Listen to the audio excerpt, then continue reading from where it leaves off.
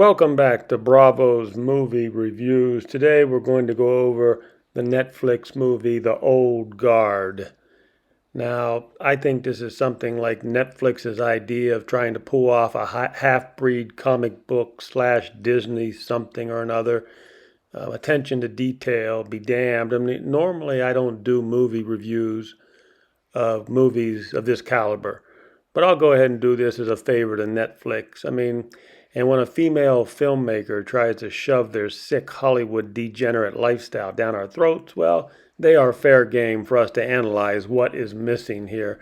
What is missing in this movie? First off, when you have a movie about immortal warriors who can't die, and quite frankly, I don't understand how the creators failed to comprehend the power of compound interest. Think about it. These people have been around for centuries.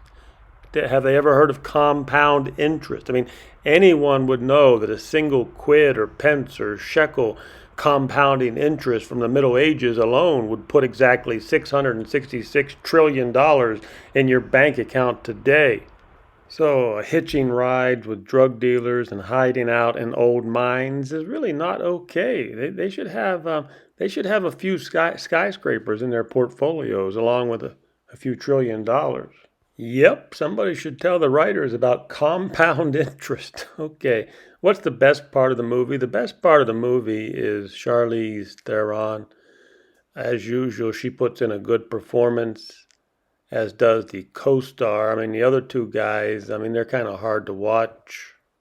Character development, well, character development is okay for a rainbow superhero social justice film.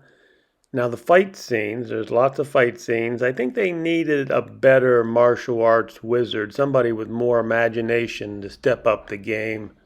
One part in the movie I liked was I'm glad that one of the writers is a poker player. Apparently, one of the writers has to be a poker player because he borrowed a Bravo von Mueller famous Las Vegas poker room table line. Yes, Bravo always uses this line on the poker tables. He says, "I've forgotten more about this game than you will ever know."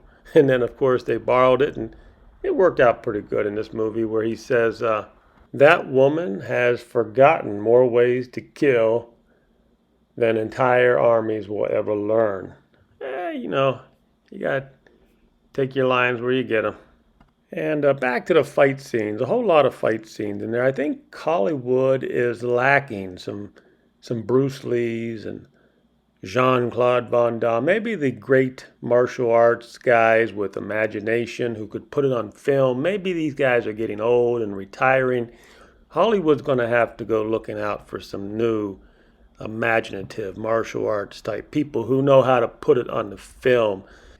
And I don't know what it was. It had a Disney feel to it. I don't know what it was. I wonder how many out of work Disney writers were hired for this project. Now, I do know that the original comic book creator was in on the writing team here. But again, I can't help but wonder, did he hire some Disney writers to help him out with this one?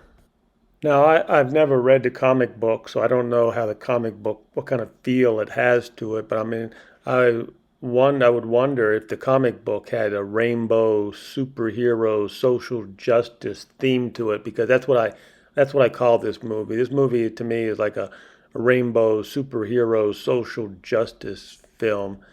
And there is one interesting aspect of the film is the heroes, and I guess there's some people from the Midwest who would all maybe call these people anti-heroes, but we'll call them superheroes.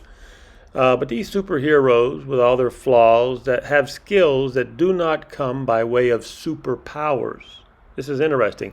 But these skills come by centuries of training, which is implied was learned by interacting and training with the old masters themselves.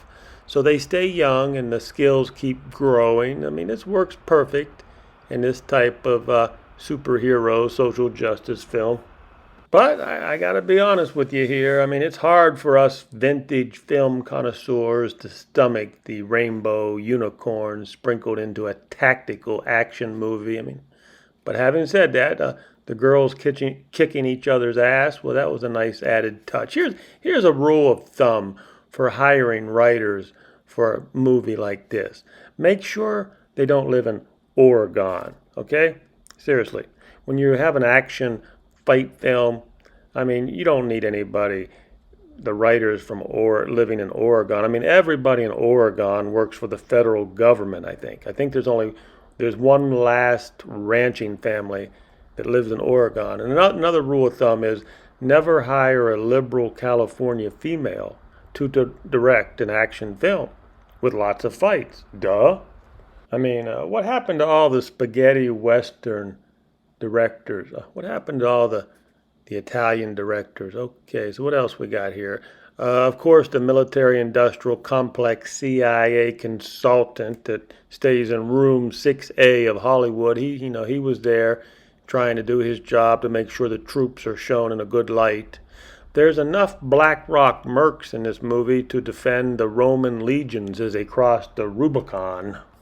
So there was definitely too many to count, but I don't know how many mercenaries ended up dead in this movie, but there were a lot of them.